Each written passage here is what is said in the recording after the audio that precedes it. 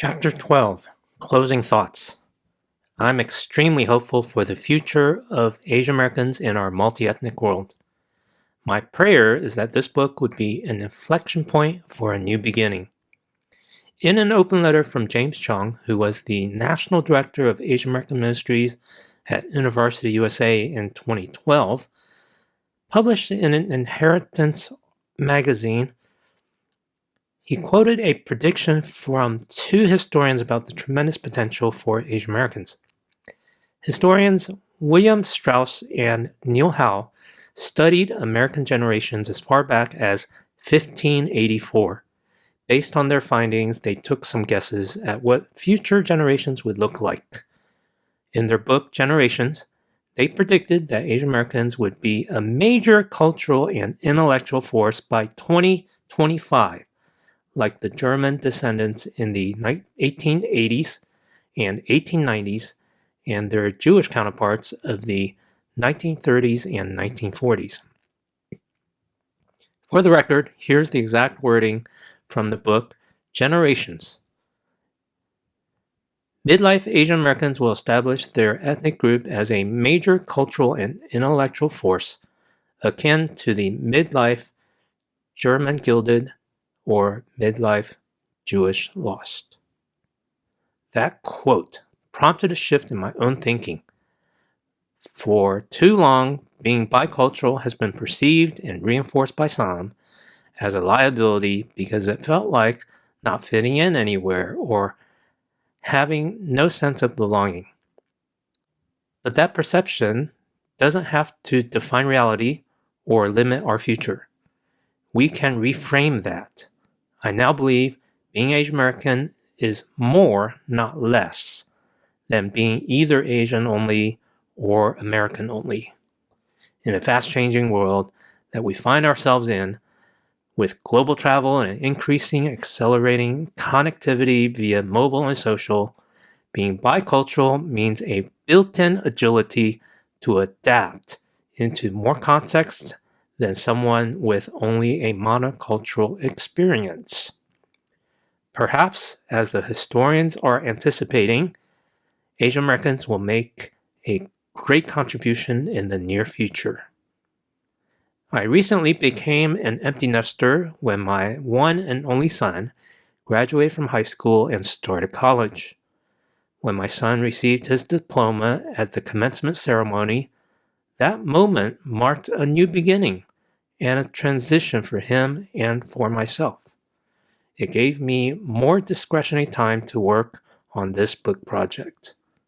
It also heightened my concern for the many Asian American teens who are making that transition from high school into college. For teens who grew up in ethnic Asian churches, such transition is often marked with leaving the ethnic Asian church or the Christian faith altogether, dubbed with the moniker Silent Exodus. But to be fair, an alarming rate of non-Asian teens in American churches also leave their faith behind when they leave for college. Different researchers have estimated the youth-to-college attrition rate as high as 61% to 88%. At the same time, in recent years, there's been a significant response to the gospel among next-generation Asian American college students. A 2006 Christianity Today article observed this trend. Asian students are more likely to show Christian commitment than other ethnic groups, including whites. Asian Americans comprise a large part of Christian fellowships at college campuses like UC Berkeley, Harvard, MIT, Stanford, Princeton, and Yale. University USA and University Christian Fellowship of Canada co-host the Urbana Student Missions Conference for college students once every 3 years with an average estimate of 16,000 conference goers. Urbana has seen a steady growth of Asians and Asian Americans in attendance from 24.4% in 2009, 39% in 2012, to 40% in 2015. As this book is being written, University Christian Fellowship USA elected and installed its first Asian American president, Tom Lin, in August 2016. Many Asian Americans have a formative experience which shapes our Christian lives through contextualized campus ministries like InterVarsity, Epic Movement, which is an Asian American ministry of Cru, formerly known as Campus Crusade for Christ, and Asian American Christian Fellowship. But after college, students re-enter society as young adults, start their careers, and build families. The second transition is also a challenging one. Asian American college graduates tend to have a difficult time finding a church home to replicate the same level of energy and enthusiasm that they've once experienced during their college years. And that's quite a spiritual letdown. While the first transition from high school to college has received attention as a phenomena dubbed silent exodus, this second transition is also very critical. Asian American college graduates are less likely to return to the ethnic Asian church, though a small percentage may return when they get married and have children, seeking the best opportunity to reconnect with their Asian heritage and culture. Some choose to attend larger, majority culture churches, and there's nothing wrong with that. But a larger percentage of Asian American college students will most likely disengage from their Christian faith altogether and be numbered among the dones and nuns.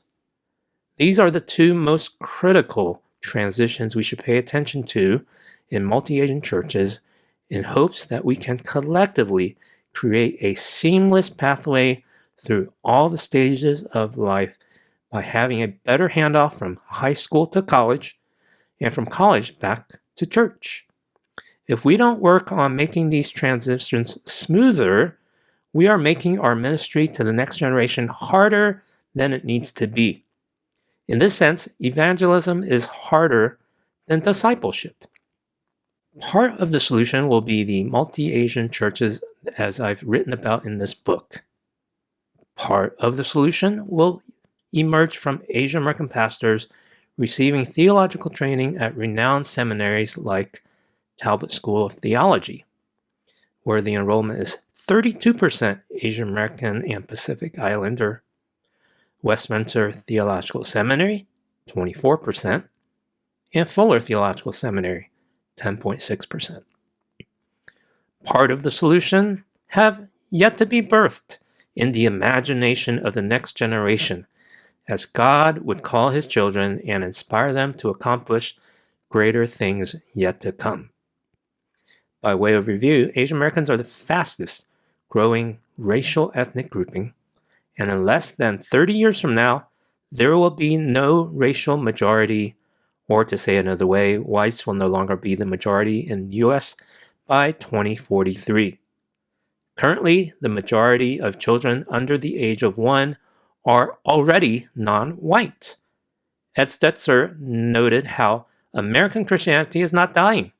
Oh, I can hear Ed shouting, "Stop saying the church in America is dying!"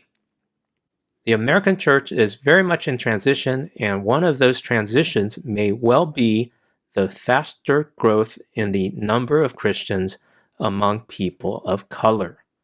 This has yet to be reflected on the stages and pages of evangelical media. This may be too early to call a trend, but I'm starting to notice a leading edge of churches intentionally going multilingual to better reach more people groups, not as separate language congregations, but developing an intentional cross-cultural Christian community. This multi-ethnic diversity in the United States gives evangelical churches a greater potential to better serve the global village if the church will take bigger and bolder steps to engage this diversity. Granted, not every neighborhood in America is overwhelmingly ethnically diverse, but the growth is evident. The nations have already come. They're at our doorsteps. Let me pause here and let the conversations begin. This book is intended to be a conversation starter for church leaders to engage in robust discussions for effective ministry. I sincerely invite your thoughts, questions, and comments to be posted online at MultiAsian.Church, where we can have open conversations to discuss the many topics mentioned in this book. We can also have a private conversation using any one of the communication channels readily available: email, phone, and social media. It's your call, and I'm eager to hear from you. Finally, I will be adding resources and links at MultiAsian.Church as readers contribute and new publications are released. To stay in touch, subscribe to email updates at MultiAsian.Church and like the Facebook page at facebook.com/MultiAsian.Church. The possibilities and the potential for a brighter future are limitless. It is what we make of it. What are you waiting for?